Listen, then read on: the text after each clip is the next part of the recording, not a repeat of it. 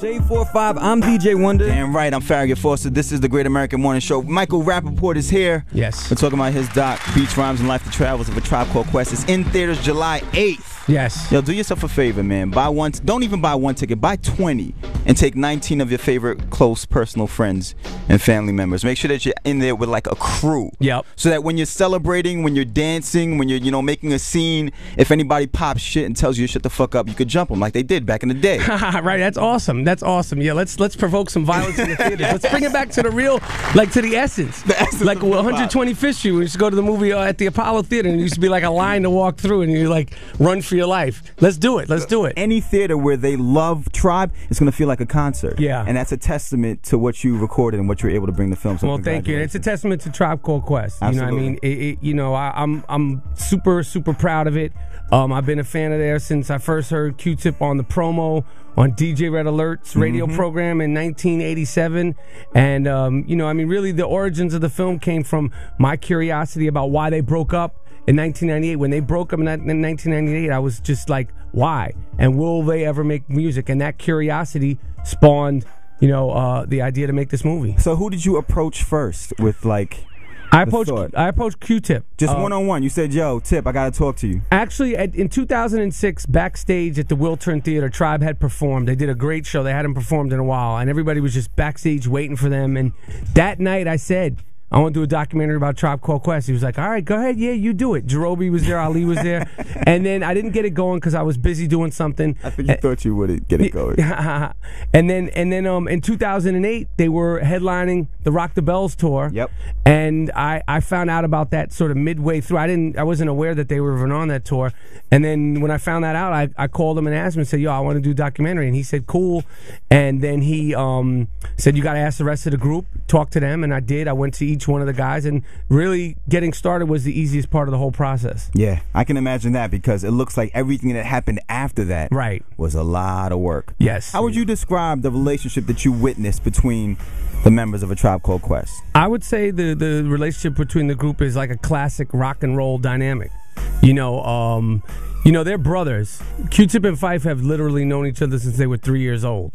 And, sometimes brothers can be the person who you obviously love the most, but also those buttons to push. They know the buttons to push, and they can push them the hardest. And sometimes you do things to your brother that you might not do to anyone else.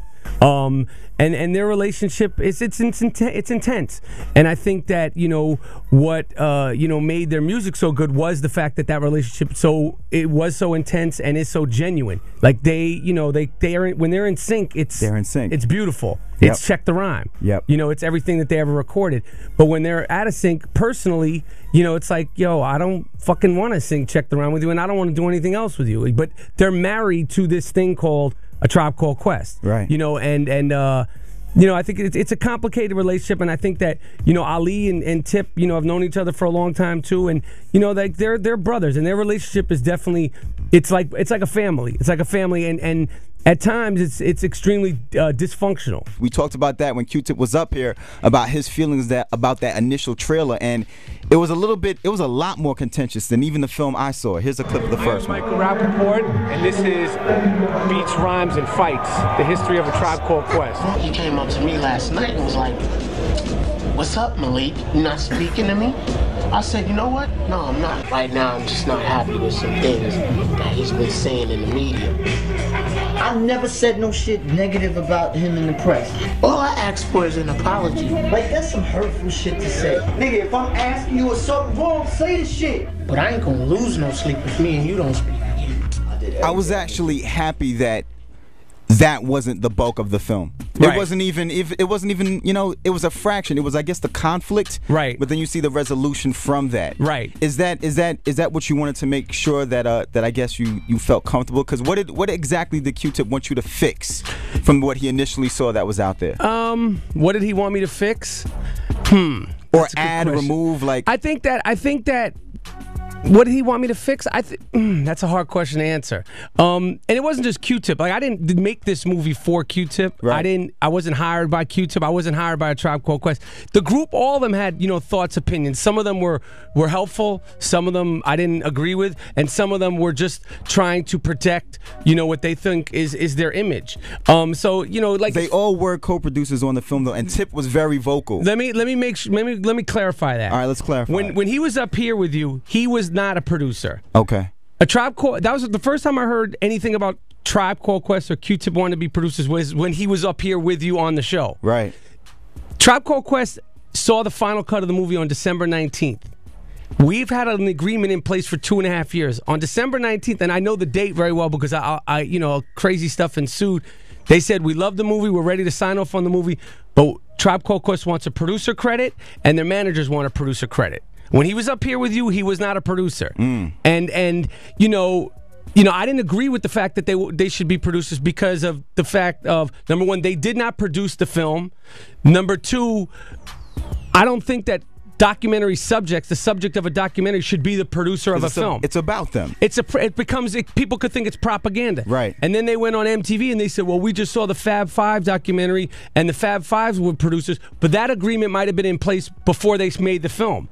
The agreement for Tribe Called Quest to get a producer credit only came after a bunch of shit happened, and then we gave them the producer credit. They didn't get any extra benefits. They just got their name on the poster as, the last producers in a long line of producers. Because when you gave them the acronym. I saw that. Hey, no, I didn't give it to them. I mean, it is legal stuff. Okay, everything goes through legal. This isn't like they're not a rinky-dink operation. They got a lawyer who doesn't take any shit. So we gave them the acronym because there's already like 97 producers. Did that producer credit though allow them to say, okay, now we're not cool with this. Can you move that? No, it didn't. It just is a producer credit. Right. The janitor at my kid's school, I gave him a producer credit too because he had an old picture of the group. Right. We got on independent features when you don't have a lot of money, if you work, you get a producer credit because you're not getting paid. The producer credit thing to me was confusing because they did not produce this film. They did not do any of the labor-intensive work of producing this film. And it's a lot of work. It's a lot of work. It's a labor of love. It's a labor of love. It's time consuming. It's It's a lot of work. But it wasn't even about that because obviously they gave me their time. They were extremely open with me, and they were very forthcoming, and they participated in the film. But I didn't feel like they should get producer credits because they're the subjects of the film. After all the hoopla, yes. Have you spoken to Tip? Is he happy? Is he satisfied with the final product? I haven't. Last I heard from Q-Tip, he was on MTV with Sway, and he said, I love the movie. Mike did a great job. Everybody should go out and see it. So as far as I'm concerned, I'm going to take it at that. I haven't heard anything. He's going to run with it. Yeah, because I haven't heard anything else. And you know what? I'm happy with the movie, and I'm very proud of the movie. And, this little stuff that happened with me and him, that's not going to overshadow the film. We just won the Los Angeles Film Festival Award. I saw that. Thanks for the applause. And, Fife, Ali, and Jerobi all came. Unfortunately, Q-Tip wasn't there. It was a beautiful night. And, the fact that the movie's coming out in theaters, not some bootleg, cheap, crappy, schmachma. It's an awesome film. Thank you. It's an awesome film. And it's beyond me, and it's even beyond Tribe. It's great for hip hop. Yes. Because as far as I'm concerned, other people's stories should be told on this form. Because who wouldn't want to see a documentary about Grandmaster Flash and the Furious Five, or who wouldn't want to see a documentary about Public Enemy, or God bless the person who wants to take on the Wu-Tang Clan, or Big Daddy Kane, or a documentary, a story about Eric B. and Rakim, or X Clan. What's their deal? What was your biggest revelation, I guess? What revelation occurred to you when you were making this film? The revelation. Because I'll tell you mine first. Okay. Mine is that these guys were, the bulk of their career is from 18 to 28. Yes. They made their shit when they were kids. Yes. And they're living off of that stuff that they did when they were kids. Yes. In hindsight, it didn't even occur to me as I'm watching it. They're talking about how they were doing this right after high school. Right. And some of it in high school. Yeah, in high school. They were doing it, I was very aware of people with Jungle Brothers and everybody in Murray else. Bertram High School. You knew, them Tribe dudes and that Africa and Mike G from the Jungle Brothers, they're right down at Murray Bertram High School, which, that school was crazy because it's like a business school, but they were known for having a lot of pretty girls. girls. And Jungle Brothers, you know, Brother Jay from Atcq went there. They had a hotbed of talent down there. My biggest revelation probably was that Q-Tip made all the beats for the first 3 albums. I always thought it was like him and Ali, but you know, he talks about making all the beats on the first 3 albums. And you see him, he recreates. That's a great moment. Yeah. And that was a non-contrived moment. That was, you know, as far as shooting the film, that was one of the first moments where Q-Tip really, you know, I felt like he felt comfortable on camera, and he just organically, you know, took out the records and recreated Can I Kick It in front of me, and my mouth, I was like, holy shit. And he just does it in a way you're just like, it's just so simply, and it's just like, wow. Right. So that was a special thing. You know, like their relationship and the intensity of their relationship was cool. Here's the thing. I was always curious where the name African Native Tongues came from. Right. There's a song, African Cry by New Birth. It was from that song. They could say, you know, took away our native tongues. And you recreate that scene in the film as well. Because native tongues is such a, you know, a monumental part of hip hop, and you can't do a Tribe movie without going into native tongues. And De La and Latifah and Jungle Brothers and Moni and you know. There were so many people affiliated, Brand Nubians, Leaders. Speaking of that, there's a scene like where you're at Rock the Bells and you're asking everybody, like, do you want to see another Tribe album? Do you want to see the guys perform again? And like they're like, no. They're like, based on, you know, what they've seen behind, you know, behind the scenes and whatnot, that they don't want to see them come out unless it's gonna be like, unless it's gonna be organic and feel good the way it was supposed to feel. Right. A lot of the whole contention came from, I guess, you know, Q-Tip on stage with Phife. Phife asked, let's be very clear, Phife asked for the members to come back together to do the Rock the Bells tour. Is that correct? Because that's what's depicted in the film. It's if you look real closely, that's not the full thing. The reality of it is all 4 of the members got paid well to do the Rock the Bell show. Okay. And definitely Phife was definitely, you know, wanted that tour to happen. But, you know, during that tour, Phife is sick. Phife has diabetes. He's a funky diabetic, and the diabetes has kicked his ass. Absolutely. And you know, and that's a big part of the film, and his health struggles is a big part of the film. So but during that tour, Q-Tip did a solo performance before Tribe Called Quest went on to promote the upcoming Renaissance album. So this wasn't just like, you know, it was just the Phife tour. It was for Tribe Called Quest. It was for Q-Tip's solo album, and it was the right thing to do because, you know, like these guys get offered shows all the time, and the fans want to see it. And you know, what they choose to do with that money and these offers is on them, but there's piles of money always sitting around for a Tribe Called Quest, and if they choose to pass up on it, that's their business. But it wasn't just we're doing this tour because Phife is, you know, in trouble. Okay, so now that you said that, do you think it was appropriate when Q-Tip says look at Phife? Do you think like that? Because that's also a moment in the film, and it seems like it's a moment that caused a lot of tension. I think that, you know, based on, I think it made Phife very uncomfortable for him to what he felt like being called out on stage and saying, you know, what he said to him on stage. And I know, I mean, it's not me. He didn't say it to me. He said it to Phife. But, you know, it's just like we said, you know, brothers are going to fight, and brothers are the ones, you know, I go to see my brother sometimes. I'll fly up to Canada. I walk in his house for 5 minutes, and we're like, fuck you, I'm fucking leaving. Like, literally 5 minutes. I got brothers, I know it. And he didn't even do anything. You just like, fuck you. And, you know, and was that right or wrong? I didn't judge any of that.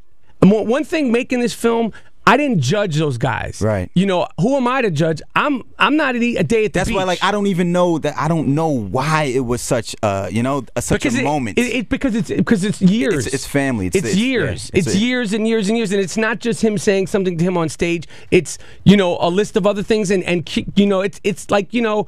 They have an intense relationship. Like, they push each other's buttons. They're like, they are literally like connected at the hip, like brothers. If you want to see that, if you want to hear great music, if you want to see rare footage, I'm talking about old school concerts. These guys when they're kids, then you got to check out this film. It's in theaters July 8th. Beats, Rhymes, and Life: The Travels of a Tribe Called Quest. Michael Rapaport, thank you, sir. I appreciate the support. The screening came a little late, the screening invitation, but it came nonetheless. It came nonetheless. I appreciate that. And July 8th, you're going. How many people you said you're bringing? 20? Hey, yo, fuck it, 30 now. 30 people. Why not? Let's do it. We're gonna cause a lot of noise. Let's so we're gonna need a little, you know, some backup. it's I'm proud of the movie, and I really appreciate the support and the time up here. No doubt. Shade 45. My son works. 1 for the trouble, 2 for the bass. I know the beat.